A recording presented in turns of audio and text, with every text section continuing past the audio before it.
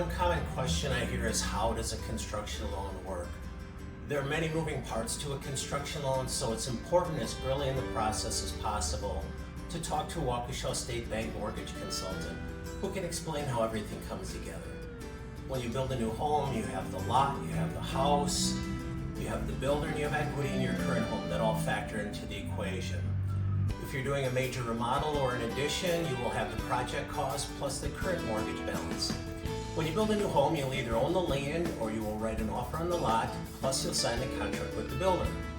The construction loan brings the land and the house together in one loan. Our bank will approve you for the loan and will have an appraisal completed of the house to be built based on the blueprints in the contract. At the construction loan closing, we're going to accomplish two key things. We're going to pay off your land, and second, we're going to establish what's called a construction escrow account holding all the funds needed for your house to be built.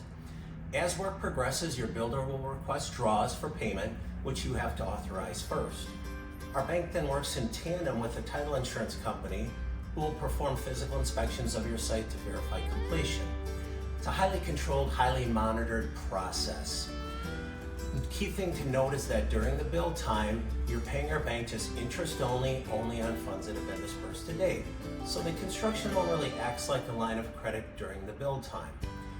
Once the home is complete, our bank will work with you on the move to permanent financing. As you can see, a construction loan is quite a bit more involved than a mortgage for the purchase of the existing home. That's why it's very important to work with a reputable builder and Waukesha State Bank for the financing. Contact me anytime to discuss a new construction loan.